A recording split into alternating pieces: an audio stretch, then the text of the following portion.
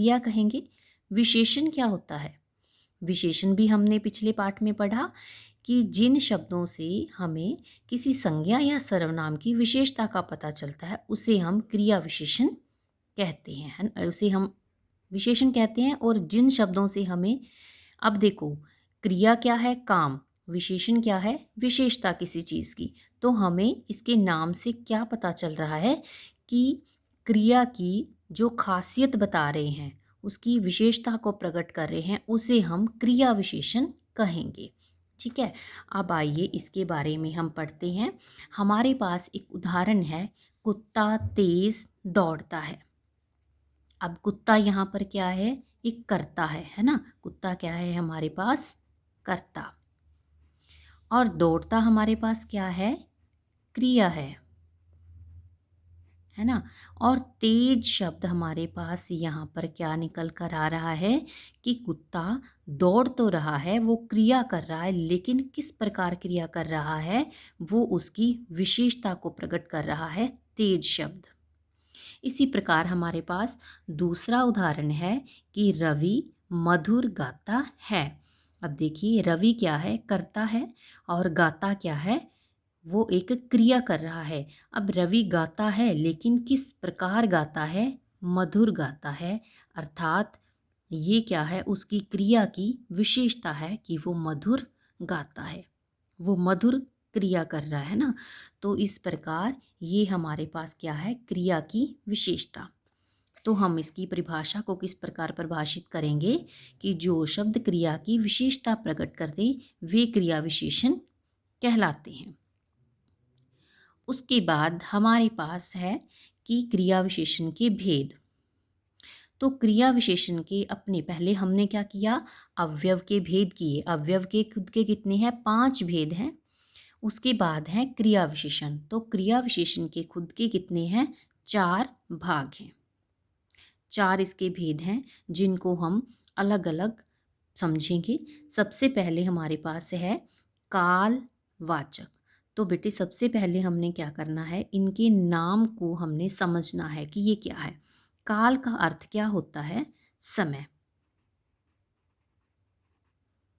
अब देखिए, हमें नाम को देखते ही समझ आ जाएगा कि इसमें क्या बताया गया है।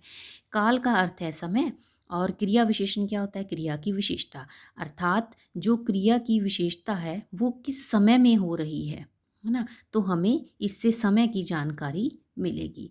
फिर दूसरा है हमारे पास स्थानवाचक। स्थान क्या होती है? किसी भी जगह के बारे में बात हो रही हो तो जो क्रिया किस जगह पर हो रही है उसकी विशेषता को प्रकट करेगा, उसे हम स्थानवाचक क्रिया विशेषण कहेंगे। ठीक है, उसके बाद हमारे पास आता है तीसरे नंबर पे कि परिमाणवाचक क्रिया विशेषण। अब परिमाणवाचक हम देखो विशेषण में भी पढ़ चुके हैं, है ना? जिसमें हमने इसके 2 बार भाग पढ़े थे कि निश्चित परिमाण और अनिश्चित परिमाण, है ना? इसी प्रकार इसमें परिमाण का अर्थ क्या होगा? मात्रा। परिमाण का अर्थ क्या होगा? मात्रा, है ना? तो मात्रा से हमें क्या पता चलेगा कि क्रिया जो हो रही है वो किस मात्रा में हो रही है, वो कम हो रही है, ज़्यादा हो रही है, किस प्रकार हो रही है। तो इससे हमें नाम से पता चल रहा है ना। उसके बाद है रीति। रीति का अर्थ क्या होता है? हम कह लें कि ढंग या फिर किसी काम को करने का तरीका, कि जो भी क्रिया हो रही है वो किस ढंग से हो रही है, किस तरीके से हो रही है, उससे हमें रीतिवाचक क्रिया विशेषण का पता चलेगा। ठीक है, तो इस प्रकार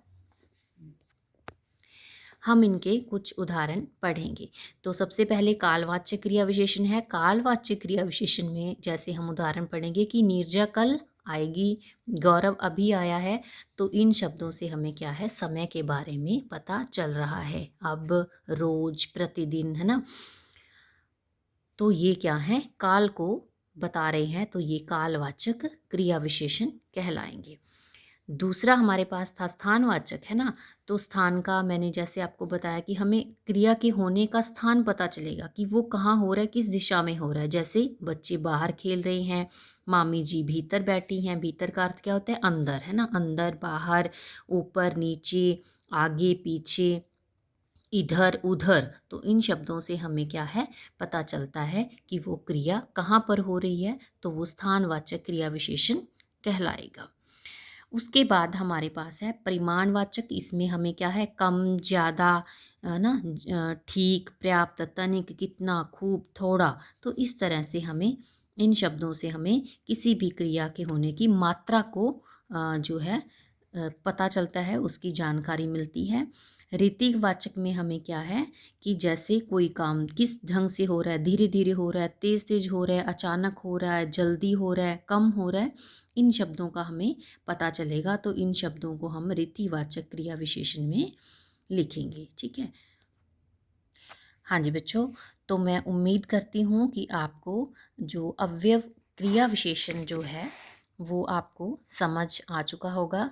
तो आपने इसका जो अभ्यास कार्य है उसको स्वयं करने की कोशिश करनी है, और उसके बाद हम अगले जो क्लास होगी उसमें हम देखेंगे कि आपने सही किया है या किस तरह से किया है। हम जूम क्लास में हम उसको फिर से डिस्कस करेंगे। तो मिलते हैं अगली कक्षा में, तब तक के लिए खुश रहो।